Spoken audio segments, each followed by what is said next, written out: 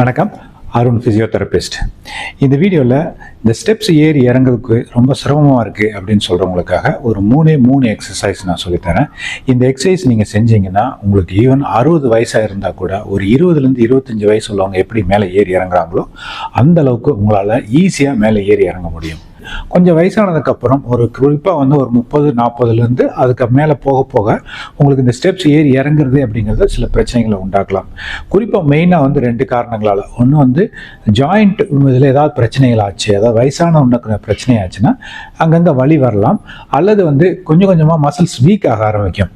அதாவது ஏஜ் ஆக ஆக மசில்ஸோட ஸ்ட்ரென்த்தும் அந்த பவர் வந்து குறைய ஆரம்பிக்கும். இது உருவாகிறதுக்கு முக்கியமான ஒரு காரணம் பார்த்தீங்கன்னா சார்கோபீனியா. சார்கோபீனியானா என்னென்னா மசிலோட ஸ்ட்ரென்த், அதாவது மசிலோட பவர் வந்து கொஞ்சம் கொஞ்சமாக குறையும்.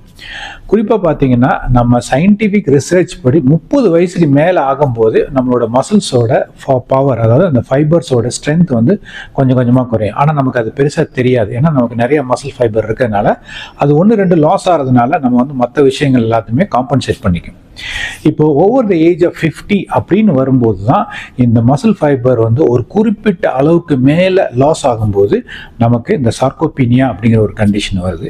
இந்த சார்கோபீனியா கண்டிஷன் வரும்பொழுது தான் நமக்கு வந்து முக்கியமான ஒரு பிரச்சனை என்ன ஆகுதுன்னா இந்த ஸ்டெப்ஸ் மேலே ஏறி இறங்கும்போது ரொம்ப கஷ்டமாக இருக்கும். இது மட்டும் இல்லைங்க, நமக்கு சில பேருக்கு பார்த்தீங்கன்னா ரொம்ப தூரம் நடக்க முடியல, நான் ரொம்ப நேரம் நிற்க முடியல அப்படிங்கிற பிரச்சனைகளும் அடுத்தடுத்து வரலாம்.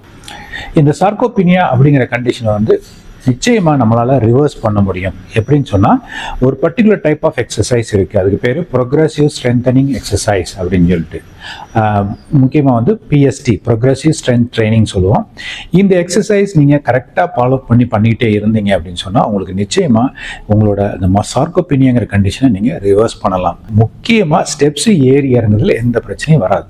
ஃபஸ்ட்டு வந்து உட்காந்து எந்திரிக்கிற எக்ஸசைஸ். இது ரொம்ப சிம்பிளான எக்ஸசைஸ் தான், ஆனால் ஒரு சின்ன மாடிஃபிகேஷன் பண்ணணும். ஃபஸ்ட்டு திங் வந்து பார்த்தீங்கன்னா கால் ரெண்டையும் இப்படி உட்காந்துருந்தீங்கன்னா கால் ரெண்டையும் உங்கள் உடம்பை நோக்கி பின்னாக கொண்டு வந்துட்டு கால் ரெண்டையும் ஓரளவுக்கு அகலமாக வச்சுங்க, ரொம்ப க்ளோஸாக வைக்க வேண்டாம். அடுத்தது உங்கள் பாடியை இப்படி முன்னே கொண்டு போய் இப்படி எந்திரிங்க. இதில் எந்திரிக்கிறது உங்களுக்கு சிரமமாக இருந்ததுன்னா உங்களுக்கு சப்போஸ் ஆர்ம் ரெஸ்ட் உள்ள சேர் இருந்ததுன்னா அதை பிடிச்சிக்கிட்டு எந்திரிங்க. இல்லைன்னா கையை இங்கே தொடையில் வச்சுட்டு இப்படி புஷ் பண்ணி கூட எந்திரிக்கலாம். இதில் என்ன மாடிஃபிகேஷன் அப்படின்னு சொன்னால் எந்திரிக்கும் போது நார்மல் ஸ்பீடில் எந்திரிங்க, உட்காரும்போது ரொம்ப ஸ்லோவாக கண்ட்ரோலாக உட்காருங்க. ஓகே, இது மாதிரி ஒவ்வொரு எக்ஸசைஸும் 10 தடவை 2லேருந்து 3 செட் செய்யலாம். இப்போ இதில் என்ன மாடிஃபிகேஷன் பண்ணலான்னா ஒரு வெயிட்ஸ் ஏதாவது ஒன்று வந்து ஒரு 1 கிலோ 2 கிலோ டம்பிள்ஸ் வந்து நீங்கள் இப்படி கையில் பிடிச்சிட்டு இதே எக்ஸசைஸ் வந்து நீங்கள் எந்திரிச்சிட்டு உட்காரும்போது ஸ்லோவாக கொண்டு வரணும். இப்படி உட்காரலாம். நீங்கள் நார்மலாக வெயிட் இல்லாமல் ஒரு 2-3 வீக்ஸ் செஞ்சதுக்கு அப்புறமா இந்த வெயிட்ஸ் வச்சு செய்கிற எக்ஸசைஸை நீங்கள் செய்யுங்க. அடுத்த எக்ஸசைஸ் இந்த இடுப்பினுடைய சைட் பகுதியில் இருக்கிற குளூட்டியஸ் மீடியஸ் அப்படிங்கிற ஒரு மசிலுக்கு உண்டான எக்ஸசைஸ். இது ரொம்பவே முக்கியமான எக்ஸசைஸ். ஏன்னா இந்த ஸ்ட்ரென்த் இருந்தால் தான் உங்களால் நார்மலாக நடக்கிறதுக்கும் பேலன்ஸுக்கும் ஒத்து வரும். இப்போ இந்த மாதிரி ஒரு பிளாட்ஃபார்மோ ஒரு ஸ்டூலோ ஒன்று எடுத்துக்கிட்டு, இல்லை நீங்கள் வீட்டில் வந்து உங்களுக்கு ஸ்டெப் இருந்ததுன்னா ஸ்டெப்ஸில் நின்று கூட செய்யலாம், சைடில் நின்று செய்யணும். இப்படி நின்றுட்டு 2 காலையும் ஃபஸ்ட்டு மேலே நேர்த்தி வச்சுட்டு ஒரு காலை மட்டும் ஸ்லோவாக கீழே இறக்குங்க. மேலே ஏறும்போது நார்மல் ஸ்பீட், கீழே இறங்கும்போது ஸ்லோவாக கீழே இறங்குங்க. இது அதே மாதிரி அந்த சைடு ஸ்லோவாக கீழே இறங்குங்க. உங்களுக்கு இது சேர் வந்து வச்சுக்கிறது சேஃப்டி. உங்களால் வந்து சேர் வந்து இல்லாமையும் செய்யலாம். பட் ஸ்டார்டிங்கில் வந்து இந்த மாதிரி ஒரு சேர் வச்சுக்கங்க, இல்லை வாக்கிங் ஃப்ரேம் மாதிரி வச்சுட்டு செய்யுங்க. இந்த எக்ஸசைஸும் 10-10-10 அப்படின்னு சொல்லி 3 செட் செஞ்சிங்கன்னா ஒரு 30 தடவை செய்யலாம். ஒவ்வொரு செட்டுக்கு இடையில் ஒரு சின்ன கேப் போட்டு செய்யுங்க. அடுத்த எக்ஸசைஸ் ஸ்டெப்பிங் டவுன் எக்ஸசைஸ் அப்படிங்கிறது. இது வந்து நீங்கள் படியில் கீழே இறங்குறதுக்கு ரொம்பவே ஹெல்ப்ஃபுல்லாக இருக்கும். ஏன்னா சில பேர் வந்து கீழே இறங்கும் போது தான் கொஞ்சம் தடுமாற்றம் வரும் அப்படின்னு சொல்லுவாங்க. ஸோ இது எப்படி செய்யலான்னா இப்படி மேலே ஏறிட்டு கீழே இறங்கும்போது ஸ்லோவாக கீழே இறங்குங்க, திருப்பி மேலே வாங்க.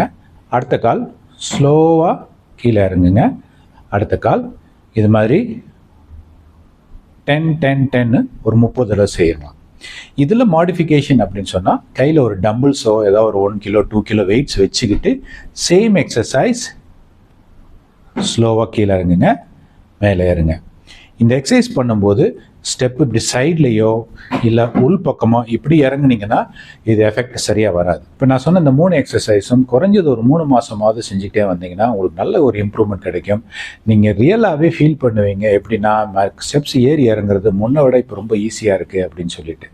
ஸோ இந்த வீடியோ உங்களுக்கு ரொம்பவே பிடிச்சிருக்குன்னு நினைக்கிறேன். மீண்டும் இன்னொரு இன்ட்ரெஸ்டிங்கான வீடியோவில் உங்களை சந்திக்கிறேன். நன்றி, வணக்கம்.